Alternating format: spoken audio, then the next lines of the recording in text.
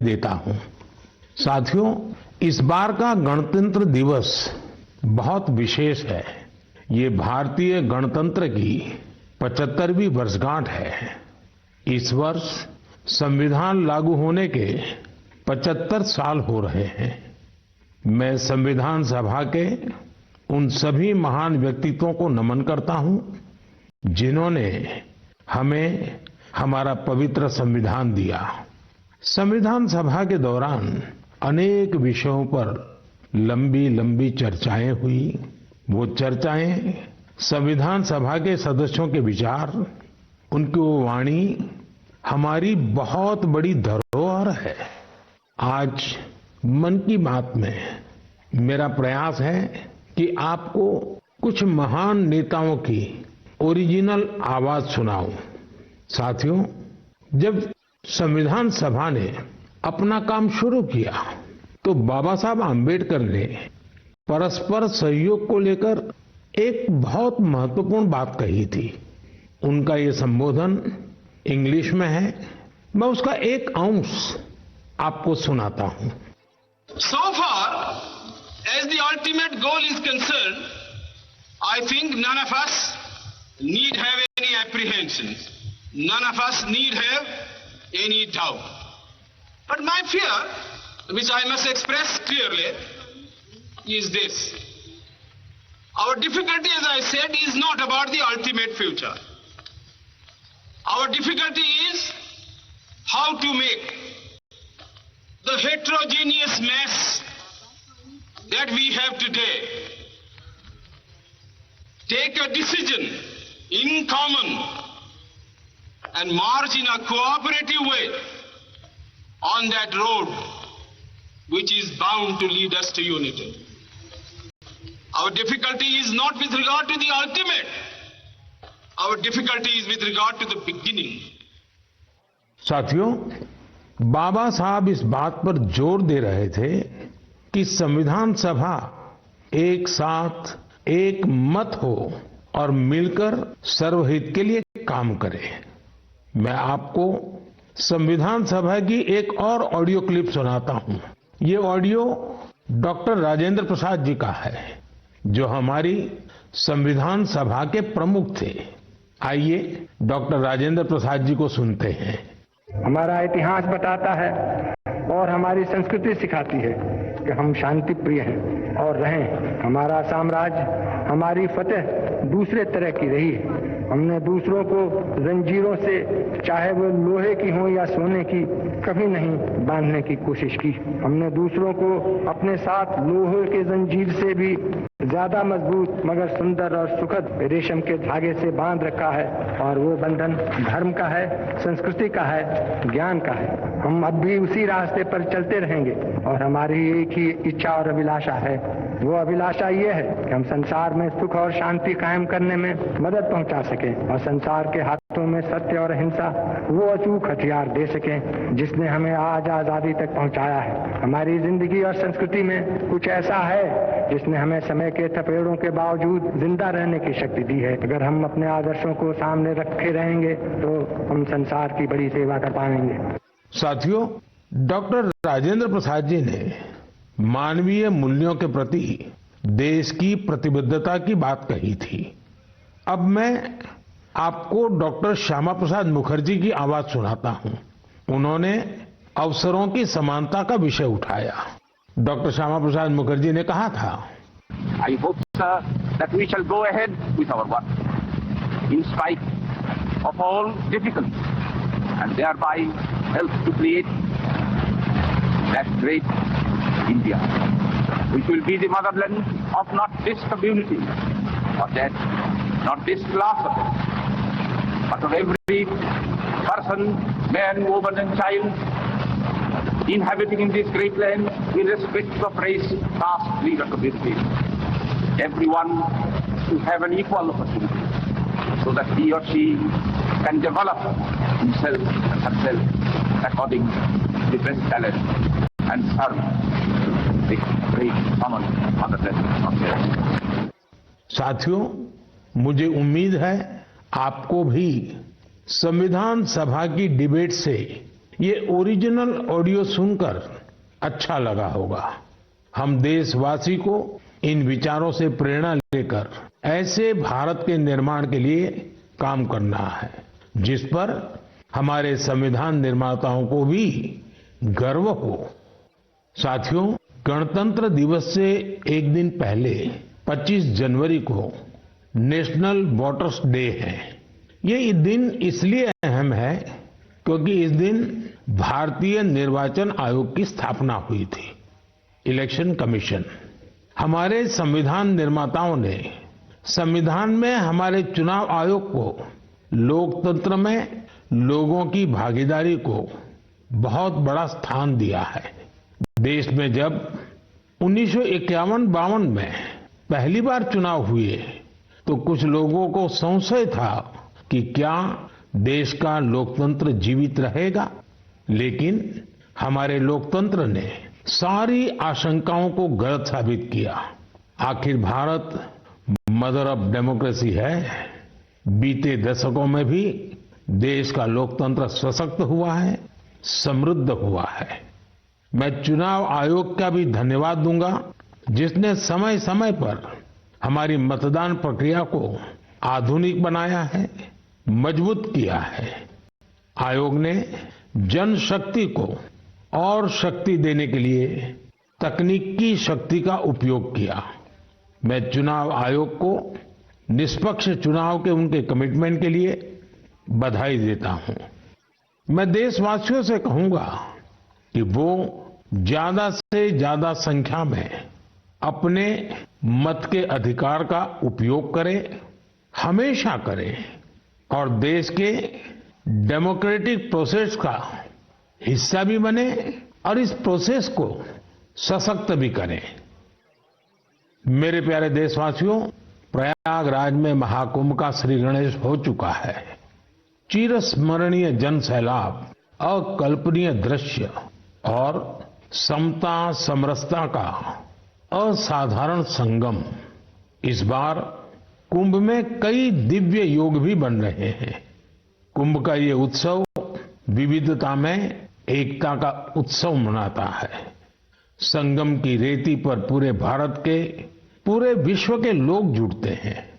हजारों वर्षों से चली आ रही इस परंपरा में कहीं भी कोई भेदभाव नहीं, जातिवाद नहीं। इसमें भारत के दक्षिण से लोग आते हैं, भारत के पूर्व और पश्चिम से लोग आते हैं। कुंभ में गरीब अमीर सब एक हो जाते हैं। सब लोग संगम में डुबकी लगाते हैं, एक साथ भंडारों में भोजन करते हैं, प्रसाद लेते हैं। तभी तो कुंभ एकता का महाकुंभ है। कुंभ का आयोजन हमें ये भी बताता है कि कैसे हमारी परंपराएं पूरे भारत को एक सूत्र में बांधती हैं। उत्तर से दक्षिण तक मान्यताओं को मानने के तरीके एक जैसे ही है। एक तरफ प्रयागराज, उज्जैन, नासिक और हरिद्वार में कुंभ का आयोजन होता है, वैसे ही दक्षिण भूभाग में गोदावरी, कृष्णा, नर्मदा और कावेरी नदी के तटों पर पुष्करम होते हैं। ये दोनों ही पर्व हमारी पवित्र नदियों से, उनकी मान्यताओं से जुड़े हुए हैं। इसी तरह कुंभकोणम से तिरुक्कड़ियूर, कुड़वासल से तिरुचेरै अनेक ऐसे मंदिर हैं जिनकी परंपराएं कुंभ से जुड़ी हुई हैं। साथियों, इस बार आप सब ने देखा होगा कि कुंभ में युवाओं की भागीदारी बहुत व्यापक रूप में नजर आती है। और ये भी सच है कि जब युवा पीढ़ी अपनी सभ्यता के साथ गर्व के साथ जुड़ जाती है तो उसकी जड़ें और मजबूत होती हैं और तब उसका स्वर्णिम भविष्य भी सुनिश्चित हो जाता है। हम इस बार कुंभ के डिजिटल फुटप्रिंट्स भी इतने बड़े स्केल पर देख रहे हैं। कुंभ की ये वैश्विक लोकप्रियता हर भारतीय के लिए गर्व की बात है। साथियों, कुछ दिन पहले ही पश्चिम बंगाल में गंगा सागर मेले का भी विहंगम आयोजन हुआ है। संक्रांति के पावन अवसर पर इस मेले में पूरी दुनिया से आए लाखों श्रद्धालुओं ने डुबकी लगाई है। कुंभ, पुष्करम और गंगा सागर मेला हमारे ये पर्व हमारे सामाजिक मेलजोल को, सद्भाव को, एकता को बढ़ाने वाले पर्व हैं। ये पर्व भारत के लोगों को भारत की परंपराओं से जोड़ते हैं और जैसे हमारे शास्त्रों ने संसार में धर्म, अर्थ, काम, मोक्ष चारों पर बल दिया है, वैसे ही हमारे पर्वों और परंपराएं भी आध्यात्मिक, सामाजिक, सांस्कृतिक और आर्थिक हर पक्ष को भी सशक्त करते हैं। साथियों, इस महीने हमने पौष शुक्ल द्वादशी के दिन रामलला के प्राण प्रतिष्ठा पर्व की पहली वर्षगांठ मनाई है। इस साल पौष शुक्ल द्वादशी 11 जनवरी को पड़ी थी। इस दिन लाखों राम भक्तों ने अयोध्या में रामलला के साक्षात दर्शन कर उनका आशीर्वाद लिया। प्राण प्रतिष्ठा की ये द्वादशी भारत की सांस्कृतिक चेतना की पुनः प्रतिष्ठा की द्वादशी है। इसलिए पौष शुक्ल द्वादशी का ये दिन एक तरह से प्रतिष्ठा द्वादशी का दिन भी बन गया है। हमें विकास के रास्ते पर चलते हुए ऐसे ही अपनी विरासत को भी सहेजना है, उनसे प्रेरणा लेते हुए आगे बढ़ना है। मेरे प्यारे देशवासियों, 2025 की शुरुआत में ही भारत ने अंतरिक्ष के क्षेत्र में कई ऐतिहासिक उपलब्धियां हासिल की हैं। आज मुझे ये बताते हुए गर्व है कि एक भारतीय स्पेस टेक स्टार्टअप बेंगलुरु के पिक्सेल ने भारत का पहला निजी सैटेलाइट कॉन्स्टेलेशन फायरफ्लाई सफलतापूर्वक लॉन्च किया है। यह सैटेलाइट कॉन्स्टेलेशन दुनिया का सबसे high resolution hyper spectral satellite constellation है। इस उपलब्धि ने न केवल भारत को आधुनिक स्पेस टेक्नोलॉजी में अग्रणी बनाया है, बल्कि यह आत्मनिर्भर भारत की दिशा में भी एक बड़ा कदम है। ये सफलता हमारे निजी स्पेस सेक्टर की बढ़ती ताकत और इनोवेशन का प्रतीक है। मैं इस उपलब्धि के लिए पिक्सेल की टीम, इसरो और इन स्पेस को पूरे देश की ओर से बधाई देता हूं। साथियों, कुछ दिन पहले हमारे वैज्ञानिकों ने स्पेस सेक्टर में ही एक और बड़ी उपलब्धि हासिल की। हमारे साइंटिस्ट ने सैटेलाइट्स की स्पेस डॉकिंग कराई है। जब अंतरिक्ष में 2 स्पेस क्राफ्ट कनेक्ट किए जाते हैं तो इस प्रक्रिया को स्पेस डॉकिंग कहते हैं। यह तकनीक अंतरिक्ष में स्पेस स्टेशन तक सप्लाई भेजने और क्रू मिशन के लिए अहम है।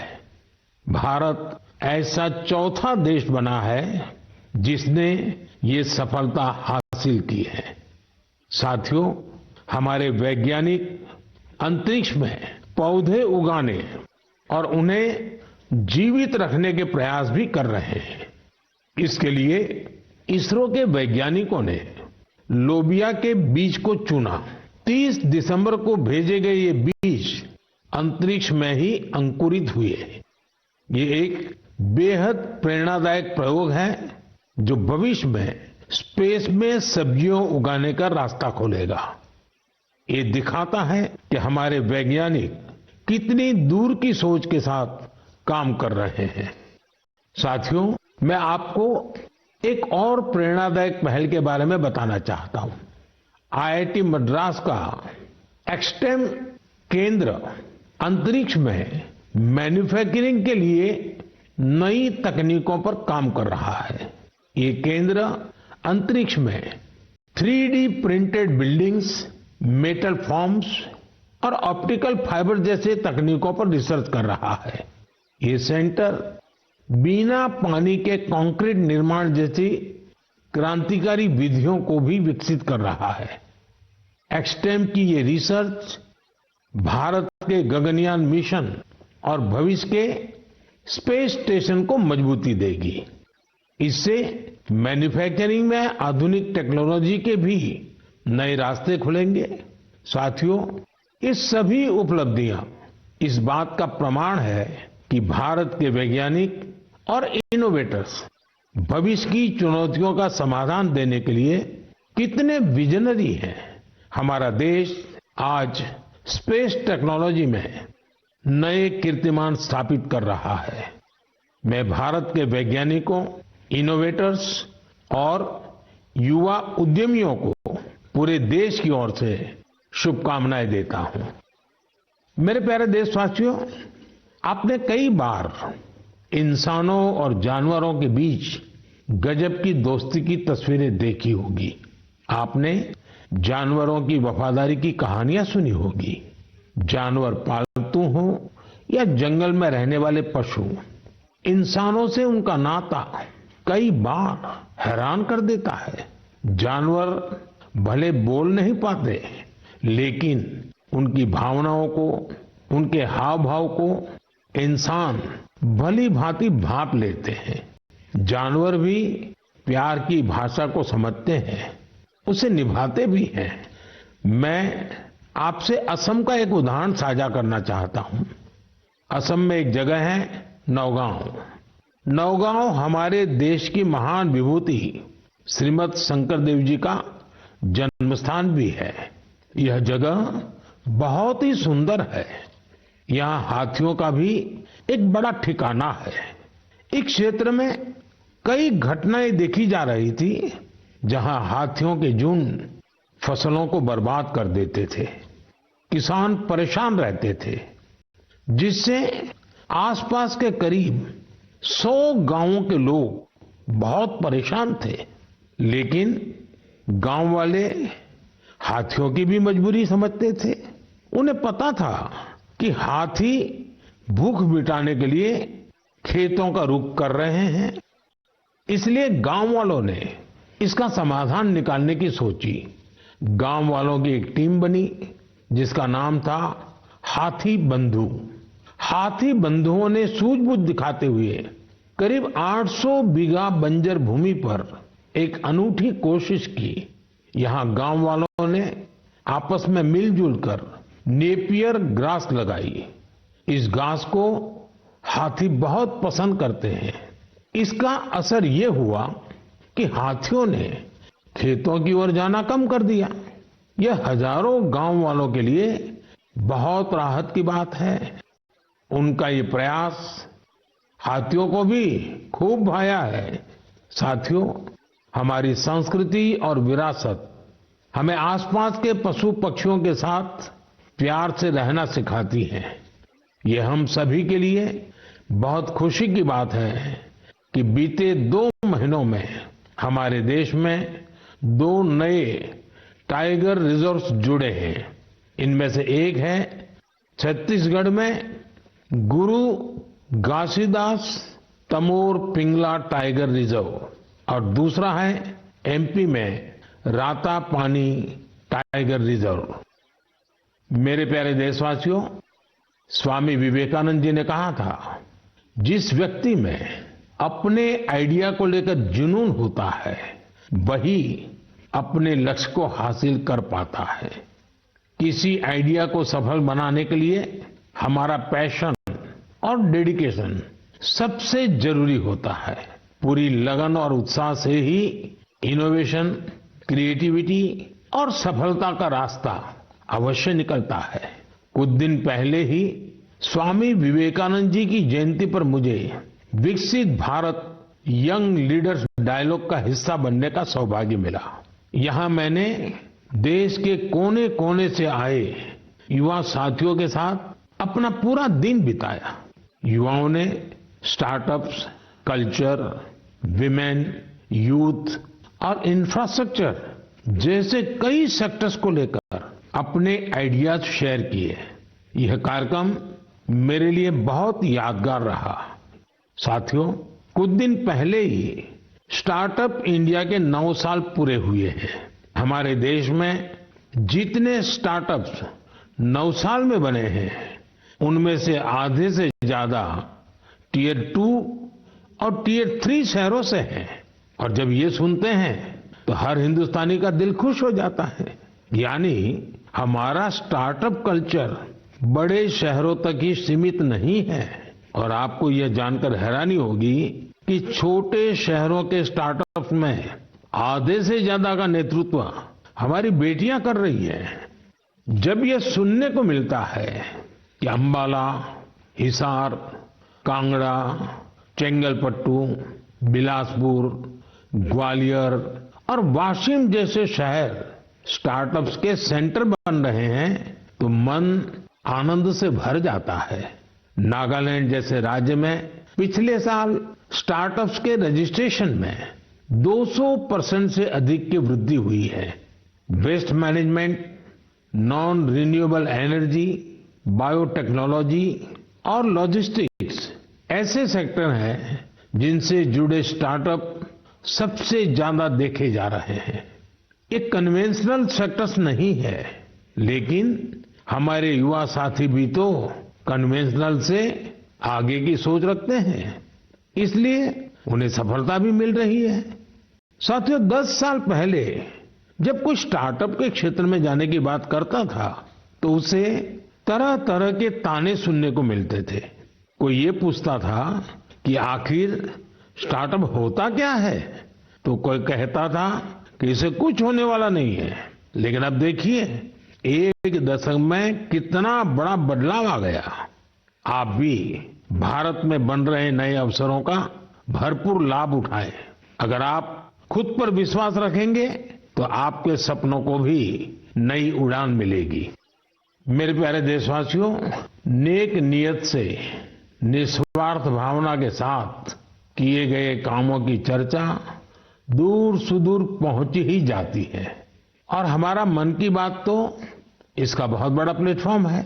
हमारे इतने विशाल देश में दूर दराज भी अगर कोई अच्छा काम कर रहा होता है, कर्तव्य भावना को सर्वोपरि रखता है, तो उसके प्रयासों को सामने लाने का ये बेहतरीन मंच है। अरुणाचल प्रदेश में दीपक नाबाम जी ने सेवा की अनूठी मिसाल पेश की है। दीपक जी यहाँ लिविंग होम चलाते हैं, जहाँ मानसिक रूप से बीमार, शरीर से असमर्थ लोगों और बुजुर्गों की सेवा की जाती है। यहाँ पर ड्रग्स की लत के शिकार लोगों की देखभाल की जाती है। दीपक नाबाम जी ने बिना किसी सहायता के समाज के वंचित लोगों, हिंसा पीड़ित परिवारों और बेघर लोगों को सहारा देने का अभियान शुरू किया। आज उनकी सेवा ने एक संस्था का रूप ले लिया है। उनकी संस्था को कई अवार्ड से भी सम्मानित किया गया है।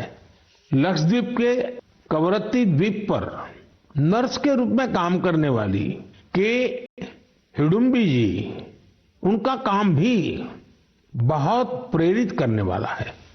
आपको ये जानकर हैरानी होगी कि वो 18 वर्ष पहले सरकारी नौकरी से रिटायर हो चुकी हैं, लेकिन आज भी उसी करुणा और स्नेह के साथ लोगों की सेवा में जुटी हैं जैसे वो पहले करती थी। लक्षद्वीप के ही केजी मोहम्मद जी के प्रयास ये भी अद्भुत है। उनकी मेहनत से मिनिकॉय द्वीप का मरीन इकोसिस्टम मजबूत हो रहा है। उन्होंने पर्यावरण के प्रति लोगों को जागरूक करने के लिए कई गीत लिखे हैं। उन्हें लक्षद्वीप साहित्य कला अकादमी की तरफ से बेस्ट फोक सॉन्ग अवार्ड भी मिल चुका है। केजी मोहम्मद रिटायरमेंट के बाद वहां के म्यूजियम के साथ जुड़कर भी काम कर रहे हैं। साथियों, एक और बड़ी अच्छी खबर अंडमान और निकोबार द्वीप समूह से भी है। निकोबार जिले में वर्जिन कोकोनट ऑयल को हाल ही में जीआई टैग मिला है। वर्जिन कोकोनट ऑयल, उसको जीआई टैग के बाद एक और नई पहल हुई है। इस ऑयल के उत्पादन से जुड़ी महिलाओं को संगठित कर सेल्फ हेल्प ग्रुप बनाए जा रहे हैं। उन्हें मार्केटिंग और ब्रांडिंग की स्पेशल ट्रेनिंग भी दी जा रही है। ये हमारे आदिवासी समुदायों को आर्थिक रूप से सशक्त बनाने की दिशा में एक बड़ा कदम है। मुझे विश्वास है भविष्य में निकोबार का वर्जिन कोकोनट ऑयल दुनिया भर में धूम मचाने वाला है और इसमें सबसे बड़ा योगदान अंडमान और निकोबार के महिला सेल्फ हेल्प ग्रुप का होगा। मेरे प्यारे देशवासियों, पल भर के लिए आप एक दृश्य की कल्पना कीजिए। कोलकाता में जनवरी का समय है, दूसरा विश्व युद्ध अपने चरम पर है और इधर भारत में अंग्रेजों के खिलाफ गुस्सा उफान पर है। इसकी वजह से शहर में चप्पे चप्पे पर पुलिस वालों की तैनाती है। कोलकाता के बीचों बीच एक घर के आसपास पुलिस की मौजूदगी ज्यादा चौकस है। इसी बीच लंबा ब्राउन कोट, पैंट और काली टोपी पहने हुए एक व्यक्ति रात के अंधेरे में एक बंगले से कार लेकर बाहर निकलता है। मजबूत सुरक्षा वाली कई चौकियों को पार करते हुए वो एक रेलवे स्टेशन गोमो पहुंच जाता है। ये स्टेशन अब झारखंड में है। यहां से एक ट्रेन पकड़कर वो आगे के लिए निकलता है। इसके बाद अफगानिस्तान होते हुए वो यूरोप जा पहुंचता है और यह सब अंग्रेजी हुकूमत के अवैध किलेबंदी के बावजूद होता है। साथियों, ये कहानी आपको फिल्मी सीन जैसी लगती होगी। आपको लग रहा होगा इतनी हिम्मत दिखाने वाला व्यक्ति आखिर किस मिट्टी का बना होगा। दरअसल ये व्यक्ति कोई और नहीं, हमारे देश की महान विभूति नेताजी सुभाष चंद्र बोस थे। 23 जनवरी यानी उनकी जन्म जयंती को अब हम पराक्रम दिवस के रूप में मनाते हैं। उनके शौर्य से जुड़ी इस गाथा में भी उनके पराक्रम की झलक मिलती है। कुछ साल पहले मैं उनके उसी घर में गया था जहां से वे अंग्रेजों को चकमा देकर निकले थे। उनकी वो कार अभी वहां मौजूद है। वो अनुभव मेरे लिए बहुत ही विशेष रहा। सुभाष बाबू एक विजनरी थे। साहस तो उनके स्वभाव में रचा बसा था। इतना ही नहीं, वे बहुत कुशल प्रशासक भी थे। महज 27 साल की उम्र में वो कोलकाता कॉरपोरेशन के चीफ एग्जीक्यूटिव ऑफिसर बने और उसके बाद उन्होंने मेयर की जिम्मेदारी भी संभाली। एक प्रशासक के रूप में भी उन्होंने कई बड़े काम किए। बच्चों के लिए स्कूल, गरीब बच्चों के लिए दूध का इंतजाम और स्वच्छता से जुड़े उनके प्रयासों को आज भी याद किया जाता है।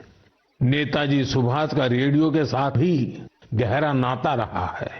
उन्होंने आजाद हिंद रेडियो की स्थापना की थी, जिस पर उन्हें सुनने के लिए लोग बड़ी बेसब्री से प्रतीक्षा करते थे।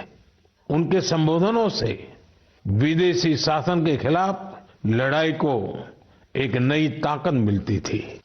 आजाद हिंद रेडियो पर अंग्रेजी, हिंदी, तमिल, बांग्ला, मराठी, पंजाबी, पश्तो और उर्दू में न्यूज बुलेटिन का प्रसारण होता था। मैं नेताजी सुभाष चंद्र बोस को नमन करता हूं। देश भर के युवाओं से मेरा आग्रह है कि वे उनके बारे में अधिक से अधिक पढ़ें और उनके जीवन से निरंतर प्रेरणा लें। साथियों, मन की बात का ये कार्यक्रम हर बार मुझे राष्ट्र के सामूहिक प्रयासों से, आप सबकी सामूहिक इच्छा शक्ति से जोड़ता है। हर महीने मुझे बड़ी संख्या में आपके सुझाव, आपके विचार मिलते हैं और हर बार इन विचारों को देखकर विकसित भारत के संकल्प पर मेरा विश्वास और बढ़ता है। आप सब इसी तरह अपने अपने काम से भारत को सर्वश्रेष्ठ बनाने के लिए प्रयास करते रहें। इस बार की मन की बात में फिलहाल इतना ही। अगले महीने फिर मिलेंगे।